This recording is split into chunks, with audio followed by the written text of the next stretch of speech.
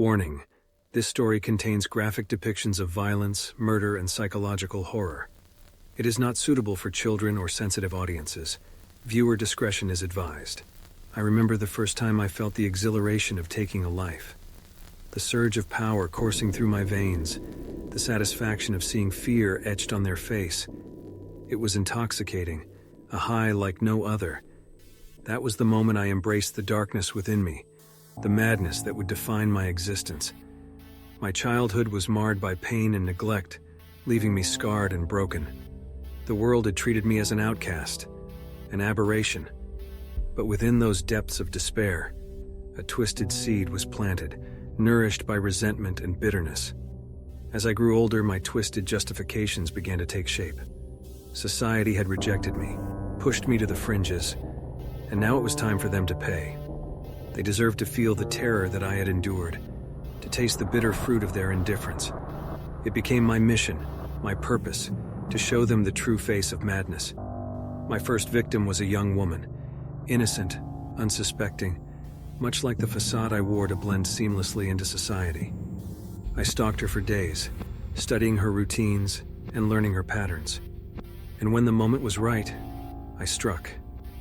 The rush of the act consumed me, a crescendo of chaos and ecstasy that danced in perfect harmony. As the bodies piled up, so did my hunger for more. Each life extinguished fueled my twisted desires. The media dubbed me the Nightmare Killer, an apt name for the terror I unleashed upon this city. They tried to understand me, to dissect my motivations, but they were mere fools attempting to grasp the incomprehensible. In the dead of night, I would sit in my secluded lair, surrounded by macabre mementos of my victims. Their faces were frozen in eternal anguish, their eyes haunting me like specters of my own creation. The mirrors lining the walls reflected their horror back at me, a reminder of the monster I had become. Delving deeper into my psyche, I discovered perverse pleasure in the suffering I inflicted. The gurgling cries of my victims became a symphony, an exquisite melody that only I could appreciate. Their pain was my art, my masterpiece painted across the canvas of their lives. With each kill, I refined my methods, perfecting the choreography of death. The terrorized city trembled, gripped in the suffocating clutches of fear. The police hunted me, desperate to put an end to my reign of terror. But they were mere pawns, hapless and blind, stumbling through a maze I had carefully constructed.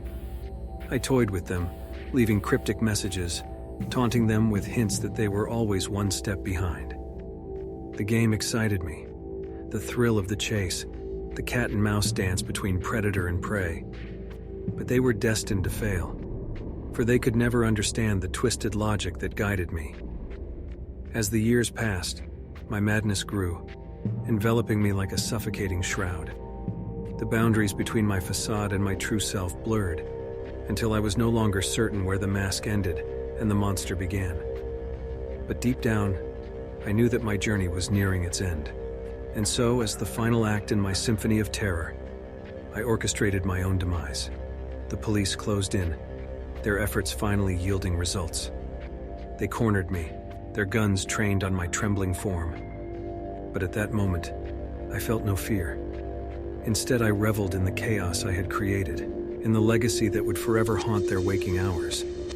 As the bullets tore through my body, I smiled. I had achieved my purpose. My reflection in the mirrors shattered fragments of a fractured soul scattered across the room. And as my consciousness faded into oblivion, the world would forever bear the scars of my madness.